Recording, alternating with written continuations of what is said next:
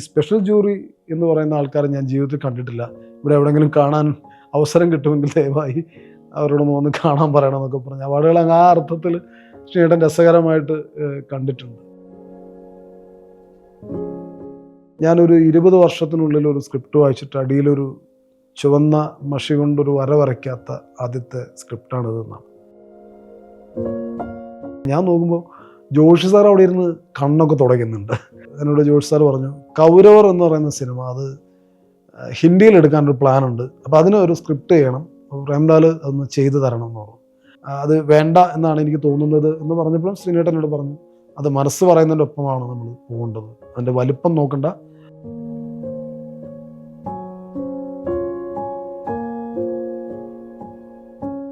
ശ്രീനേട്ടനെ സംബന്ധിച്ചിടത്തോളം അവാർഡുകളൊക്കെ ആയിട്ട് ബന്ധപ്പെട്ടുകൊണ്ടുള്ള കാര്യങ്ങളിൽ വലിയ തമാശ ഉണ്ടെന്നാണ് എനിക്ക് തോന്നിയിട്ടുള്ളത്. ഒരിക്കൽ ഒരു രാമു കാര്യാട്ട് അവാർഡ് ശ്രീനേട്ടൻ, എൻ്റെ പടത്തിലാണ് ആത്മാർത്ഥയ്ക്ക് രാമു കാര്യാട്ട് അവാർഡ് കിട്ടി, മികച്ച നടനുള്ള അവാർഡ്. അപ്പം ഇക്കാര്യം എന്നോട് എന്തോ ഒരു ശ്രീനേട്ടനെ വിളിച്ചിട്ട് കിട്ടാതെ വരികയോ മറ്റോ ചെയ്തപ്പോൾ എന്നോട് അതൊന്ന് വിളിച്ച് ആദ്യം ഒന്ന് സംസാരിക്കും, പിന്നെ അവർ വിളിച്ചോളാം എന്ന് പറഞ്ഞു. അങ്ങനെ ഞാൻ ശ്രീനേട്ടനെ വിളിച്ചിട്ട് പറഞ്ഞു, ശ്രീനേട്ടൻ ഇങ്ങനെ ഒരു പുരസ്കാരമുണ്ട്, രാമു കാര്യാട്ടിൻ്റെ പേരിലുള്ളതാണ്, ശ്രീനേട്ടനാണ് എന്ന് പറഞ്ഞു. ശ്രീനേട്ടൻ അവർ വിളിച്ചിട്ട് കിട്ടുന്നില്ല, അതുകൊണ്ടാണ് ഞാൻ വിളിച്ചതെന്ന് പറഞ്ഞു. അപ്പോൾ ശ്രീനേട്ടനോട് പറയുക, അല്ല അതിപ്പം ഞാൻ വരാൻ പറ്റില്ല എന്ന് പറഞ്ഞാൽ ആ അവാർഡ് മാറിപ്പോകുമോ എന്ന് ചോദിച്ചു. അപ്പോൾ ഞാൻ ചോദിച്ചു, അതെന്താ അങ്ങനെ, ശ്രീനേട്ടൻ അവാർഡ് ഡിക്ലെയർ ചെയ്ത് കഴിഞ്ഞാൽ പിന്നെ ശ്രീനേട്ടൻ തന്നെയല്ലേ അവാർഡ്.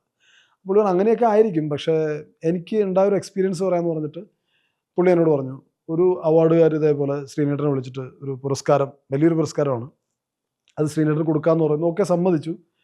അപ്പം ഇത് പറഞ്ഞ് സംസാരിച്ച് ഉറപ്പിച്ച് എല്ലാം ശ്രീനേട്ടൻ സ്വീകരിക്കാമെന്ന് പറയുന്നു, ദിവസം പറഞ്ഞു. പക്ഷെ അതിനിടയിൽ അവർ അവാർഡ് സെറിമണി നടത്താൻ തീരുമാനിച്ച ദിവസത്തിൽ ശ്രീനേട്ടൻ മറ്റെന്തോ ഒരു പരിപാടി ഇടയിൽ കയറി വന്നു, ഒഴിവാക്കാൻ പറ്റാത്തത്. അപ്പോൾ ശ്രീനേട്ടൻ അവരെ വിളിച്ചിട്ട് പറഞ്ഞു, ഇങ്ങനെ അന്നത്തെ ദിവസം എനിക്ക് വരാൻ പറ്റില്ല, ഞാൻ വീട്ടിൽ നിന്ന് ആരെങ്കിലും അയക്കാം, എനിക്ക് എന്നെ റെപ്രസെൻ്റ് ചെയ്ത് ആരെങ്കിലും അത് വാങ്ങിച്ചോളൂ എന്ന് പറഞ്ഞു. ഓക്കെ എന്ന് പറഞ്ഞിട്ട് അവർ ഫോണൊക്കെ വെച്ചു. പിന്നെ കാണുന്നത് 2 ദിവസം കഴിഞ്ഞപ്പോൾ ഇതേ അവാർഡിൻ്റെ എന്താ പറയുക പ്രഖ്യാപനം വരികയാണ്. അപ്പോൾ നോക്കുമ്പോൾ അവാർഡ് ശ്രീനേട്ടനല്ല, വേറെ ആർക്കുമാണ്.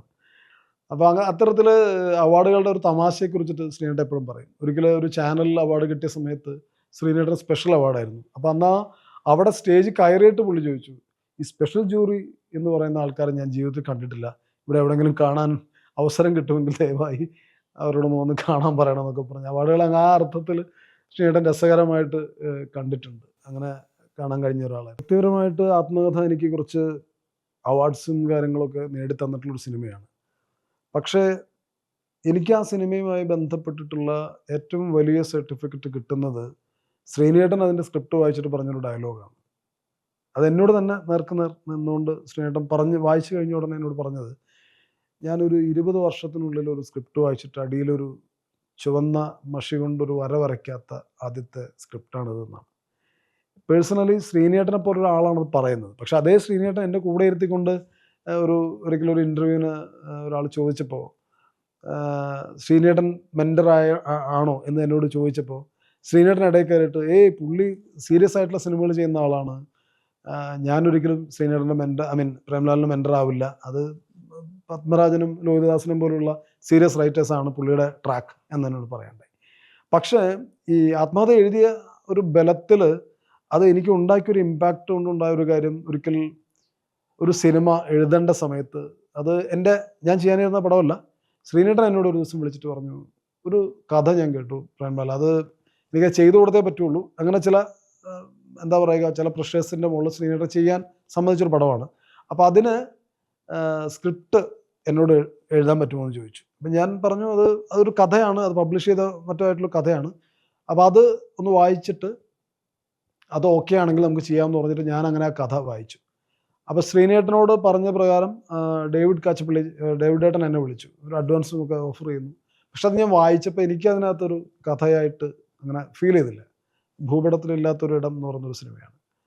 അപ്പോൾ ഞാൻ ശ്രീനേട്ടനെ വിളിച്ചിട്ട് പറഞ്ഞു, ശ്രീനേട്ടൻ ഞാനത് എനിക്ക് പറ്റുന്നൊരു പരിപാടിയായിട്ട് തോന്നിയില്ല, അപ്പോൾ അത് ചെയ്യാതിരിക്കുന്നതല്ലേ നല്ലതെന്ന് ഞാൻ ചോദിച്ചു. ശ്രീനേട്ടൻ പറഞ്ഞു, അതാണ് വേണ്ടത്. ശ്രീനേട്ടൻ വളരെ വിഖ്യാതമായിട്ടുള്ള സ്റ്റേറ്റ്മെൻറ്റ് പറഞ്ഞല്ലോ, അത് ശ്രീനേട്ടൻ എന്നോട് ആവർത്തിച്ചു. ഞാനും ഇതുപോലെ എനിക്ക് പറ്റില്ല അല്ലെങ്കിൽ ഞാൻ ചെയ്യരുതെന്ന് ഉറപ്പിച്ച പല സബ്ജക്ട്സും ചെയ്യേണ്ട തീരുമാനിച്ചിട്ടുണ്ട്. ആ തീരുമാനം എടുക്കുന്നതാണ് വളരെ റെലവൻ്റായ കാര്യം. അത് നല്ലൊരു ഒരു ക്യാരക്ടറാണ് എന്ന് ശ്രീനേട്ടൻ പറയുണ്ടായി. അപ്പോൾ ഇത് എഴുതുന്ന ഇതുപോലെ തന്നെ മറ്റൊരിക്കലും ഒരു സമയത്താണ് എന്നോട് ജോഷി സാറ് ആത്മകഥയുടെ ഭയങ്കര ഫാനായിരുന്നു. അപ്പോൾ നമ്മുടെ പടത്തിൻ്റെ പ്രീമിയർ കാണാൻ ജോഷി സാർ വന്നിരുന്നു. അപ്പോൾ അത് ഭയങ്കര കോമഡിയാണ്. അത് പടം പ്രീമിയർ തിരുവനന്തപുരത്ത് നടന്നുകൊണ്ടിരിക്കുമ്പോൾ ശ്രീനേട്ടൻ്റെ അടുത്താണ് ഞാൻ ഇരിക്കുന്നത്. അപ്പോൾ ആൾക്കാരിങ്ങനെ വന്നിട്ട് ഗസ്റ്റുകളൊക്കെ വന്നവർ പടം കണ്ടുകൊണ്ടിരിക്കുക. അപ്പോൾ ശ്രീനേട്ടൻ എന്നെ ഇങ്ങനെ തോണ്ടി വിളിച്ചു.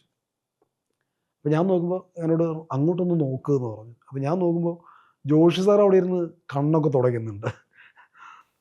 അപ്പോൾ എന്നോട് ശ്രീനേട്ടൻ പറഞ്ഞു, സംഗതി വർക്കാണ്, പടം ഇമോഷണലി ഭയങ്കര ഫീലുണ്ട്, അതുകൊണ്ടാണ് വർക്കായിട്ടുണ്ടെന്ന് പറഞ്ഞു. അപ്പം അതുകൊണ്ടായിരിക്കാം ഒരുപക്ഷെ ഒരിക്കൽ എന്നോട് ജോഷി സാർ പറഞ്ഞു, കൗരവർ എന്ന് പറയുന്ന സിനിമ അത് ഹിന്ദിയിൽ എടുക്കാനൊരു പ്ലാനുണ്ട്, അപ്പോൾ അതിന് ഒരു സ്ക്രിപ്റ്റ് ചെയ്യണം, പ്രേംലാൽ അതൊന്ന് ചെയ്തു തരണം എന്ന് പറഞ്ഞു. അപ്പോൾ ചെയ്ത് തരാൻ പറ്റുമോ എന്നാണ്. അപ്പം ഞാൻ പറഞ്ഞു ഞാനൊന്ന് ശ്രമിച്ച് നോക്കാം എന്ന് പറഞ്ഞിട്ട് അപ്പോൾ എന്നോട് പറഞ്ഞു മലയാളത്തിൽ എഴുതിയാൽ മതി, എന്നിട്ട് അത് ഹിന്ദിയിലേക്ക് ട്രാൻസ്ലേറ്റ് ചെയ്തോളാം എന്ന് പറഞ്ഞു. അങ്ങനെ ഞാൻ അതിൻ്റെ മുകളിലൊന്ന് ഇരുന്ന് നോക്കി. ആക്ച്വലി കൗരവർ ഒന്നുകൂടെ ഇട്ട് കണ്ട് ഒന്നുകൂടെ അതിനകത്ത് മാറ്റങ്ങൾ വേണമല്ലോ ഹിന്ദി ആകുമ്പോൾ. അപ്പോൾ അതൊരു വലിയ പ്രോജക്റ്റ് എന്നുള്ള നിലയിലാണ് അന്ന് ജോഷി സാറ് പറഞ്ഞത്. അമിതാഭ് ബച്ചനും പിന്നെ സഞ്ജയ് ദത്തും ഒക്കെ വരുന്ന പോലത്തെ ഒരു പ്ലാൻ. പക്ഷേ എനിക്കത് തുടങ്ങുന്ന ഒരു ഘട്ടത്തിൽ തന്നെ എനിക്ക് തോന്നി ഇത് നിസ്സാരപ്പെട്ട ഒരാളല്ല എഴുതിയിരിക്കുന്നത്. ലോഹി സാറിനെ പോലെ ഒരാൾ എഴുതിയിട്ടുള്ളൊരു മെറ്റീരിയലാണ്. അതിൽ നമ്മൾ മാറ്റങ്ങൾ വരുത്തി, അതിപ്പോൾ ഏത് ഭാഷയ്ക്ക് വേണ്ടിയാണെങ്കിൽ പോലും ശരി, അതിനകത്തൊരു വലിയ അനീതിയുണ്ട്. അത് ആ പർട്ടിക്കുലർ ഒറിജിനൽ ആയിട്ടുള്ള ഒരു വേർഷനോട് നീതി പുലർത്താൻ നമുക്ക് ചിലപ്പോൾ പറ്റില്ലെങ്കിൽ അത് ചെയ്യാതിരിക്കുന്നതാണ് നല്ലതെന്നൊരു തീരുമാനം തോന്നുന്നു. ഞാനത് ശ്രീനേട്ടനെ വിളിച്ചിട്ടാണ് പറയുന്നത്. അപ്പോൾ എൻ്റെ എല്ലാ കഥകളും ഞാൻ ശ്രീനേട്ടനോട് ആണ് ഡിസ്കസ് ചെയ്തത്. എല്ലാ കഥകളും എന്ന് പറയുന്നത് ശ്രീനേട്ടൻ അഭിനയിക്കേണ്ടാത്ത പടങ്ങൾ പോലും ഞാൻ ശ്രീനേട്ടനെ വിളിക്കും. ഇപ്പോൾ രാത്രി 11 മണിക്കൊക്കെ ഒരു സ്പാർക്ക് ഉണ്ടായ ഉടനെ വിളിക്കും. ശ്രീനേട്ടൻ ഇങ്ങനെ ഒരു പരിപാടി ഉണ്ട് എന്ന് പറയും. പുള്ളി വിളിക്കും, ഫ്രീ ആണെങ്കിൽ 2 ദിവസം കഴിഞ്ഞിട്ട് വാ എന്ന് പറയും. ഞാൻ പോകും. അങ്ങനെയൊക്കെയാണ് അങ്ങനെയൊക്കെയാണ് യാത്ര ഉണ്ടായിട്ടുള്ളത്. കോമഡി എന്താണെന്ന് വെച്ചാൽ സൈഫൈ വരെ ഞാൻ ശ്രീനേട്ടൻ്റെ കൂടെ ഡിസ്കസ് ചെയ്തിട്ടുണ്ട്. ഒരു സയൻസ് ഫിക്ഷൻ പോലും ശ്രീനേട്ടൻ. അപ്പോൾ നമ്മൾ വിചാരിക്കും ഇതുപോലെ ഫണ്ണൊക്കെ എഴുതി പോകുന്ന ഒരാൾ അത്തരത്തിൽ എങ്ങനെയാണ് ഇത്തരം പടങ്ങളുടെ കൂടെ ഇരിക്കുക എന്നുള്ളത്. പക്ഷെ നമ്മൾ സങ്കല്പിക്കാൻ പറ്റില്ല. അതുപോലെയാണ് ശ്രീനേട്ടൻ ഈ സബ്ജക്ട്സിലൊക്കെ എൻ്റെ കൂടെ ഇരുന്ന് അത് കേട്ട് അതിൽ ചില സജഷൻസൊക്കെ പറയുന്ന. ഇപ്പോൾ ഞാൻ പുതിയതായിട്ടൊക്കെ ചെയ്യാൻ പോകുന്ന ഒരു പരിപാടിയിൽ ഇപ്പോൾ ഈ പറഞ്ഞ ഈ സൈഫൈ പടമുണ്ട്. അപ്പോൾ അതിലൊക്കെ ശ്രീനേട്ടൻ്റെ സജഷൻസൊക്കെ വരും. അപ്പം ഇപ്പം ഞാൻ പറഞ്ഞല്ലോ, ഈ ഫണ്ട് എഴുതുന്ന ഒരാളെന്നുള്ള നിലയിൽ അല്ലാതെ തന്നെ ശ്രീനേട്ടൻ്റെ സിനിമയുടെ ഇഷ്ടങ്ങളെക്കുറിച്ചിട്ട്, ശ്രീനേട്ടൻ്റെ ഫേവറേറ്റ് സിനിമകളെ കുറിച്ച് പറഞ്ഞ സമയത്ത് നമുക്കൊരു ഐഡിയ വന്നിട്ടുണ്ട്. ശ്രീനേട്ടൻ പറയുന്ന സിനിമകളെന്ന് പറയുന്നത് ലോകത്തെ ഏറ്റവും വലിയ ഫൺ പടങ്ങളൊന്നുമല്ല, മറിച്ച് ലോറൻസ് ഓഫ് അറേബ്യ എൻ്റെ അടുത്ത് ഒരിക്കൽ പറഞ്ഞിട്ടുണ്ട്. ആ സിനിമയുടെ ചില റെഫറൻസുകൾ ഭയങ്കര രസമായിട്ട് പറഞ്ഞിട്ടുണ്ട്. പിന്നെ ലൈഫ് ഈസ് ബ്യൂട്ടിഫുൾ പോലുള്ള സിനിമ. പിന്നെ ഒരു റഷ്യൻ പടമുണ്ട്, ദ റിട്ടേൺ എന്ന് പറഞ്ഞിട്ടൊരു ഗംഭീര, അതൊരു ഫിലിം ഫെസ്റ്റിവൽ സിനിമയാണത്. ആ സിനിമയെക്കുറിച്ച് ശ്രീനേട്ടൻ എപ്പോഴും സംസാരിക്കുമായിരുന്നു. അപ്പോൾ അത്തരത്തിൽ വളരെ സീരിയസ് ആയിട്ടുള്ള സിനിമകളെ കുറിച്ചിട്ട് ഇപ്പോൾ നമ്മൾ പറഞ്ഞതുപോലെ ആക്ഷേപഹാസ്യവുമായാലും അല്ലെങ്കിൽ മറ്റേത് തരത്തിലുള്ളൊരു കോമഡി സംഭവങ്ങളൊക്കെ എഴുതുമ്പോഴും ശ്രീനേട്ടൻ്റെ ഉള്ളിൽ ഗൗരവ സ്വഭാവമുള്ള ഒരു സിനിമാ പ്രവർത്തകൻ ഉണ്ടായിരുന്നു എന്നുള്ളതാണ് എനിക്ക് തോന്നുന്നത്. അപ്പോൾ അദ്ദേഹം എഴുതുകയോ അല്ലെങ്കിൽ ഡയറക്റ്റ് ചെയ്യുകയോ ചെയ്ത സിനിമകളിൽ അത്രയും ഗൗരവ സ്വഭാവം ഒരുപക്ഷെ ഉണ്ടായിരുന്നിരിക്കില്ല. പക്ഷേ അദ്ദേഹം അഭിനയിച്ച സിനിമകളിൽ, ഇപ്പോൾ സ്വരൂപം പോലൊരു സിനിമ നമ്മൾ എടുത്തു നോക്കിക്കഴിഞ്ഞാൽ കാണാം, തകരച്ചണ്ട. ഇപ്പം എൻ്റെ തന്നെ പടങ്ങളായാലും അത് കുറച്ചുകൂടെ ശ്രീനേട്ടൻ ചെയ്യുന്ന തരത്തിലുള്ള സിനിമയൊന്നും ആയിരുന്നില്ല. അപ്പോൾ ആ അർത്ഥത്തിൽ ശ്രീനേട്ടൻ ഈ പറഞ്ഞ ഈ കൗരവരുടെ കാര്യം ഞാൻ ശ്രീനേട്ടനോട് പറഞ്ഞപ്പോൾ അത് വേണ്ട എന്നാണ് എനിക്ക് തോന്നുന്നത് എന്ന് പറഞ്ഞപ്പോൾ ശ്രീനേട്ടനോട് പറഞ്ഞു, അത് മനസ്സ് പറയുന്നതിൻ്റെ ഒപ്പമാണ് നമ്മൾ പോകേണ്ടത്. അതിൻ്റെ വലിപ്പം നോക്കണ്ട. അതിനകത്തൊരു പ്രേംലാൽ പറയുന്നതിനകത്തൊരു ഇൻറ്റഗ്രിറ്റി ഉണ്ട്. അത് ലോഹിയെപ്പോലെ ഒരാൾ എഴുതിയ ഒരു മെറ്റീരിയലിൽ മാറ്റങ്ങൾ വരുത്തി വേറെ ലാംഗ്വേജിന് വേണ്ടി ചെയ്യുകയാണെങ്കിൽ പോലും അതിനകത്തൊരു പ്രശ്നമുണ്ട്. അതുകൊണ്ട് അത് വേണ്ട എന്ന് വെക്കുന്നതിൽ ഒരു ഭംഗിയുണ്ടെന്നാണ് പറഞ്ഞത്.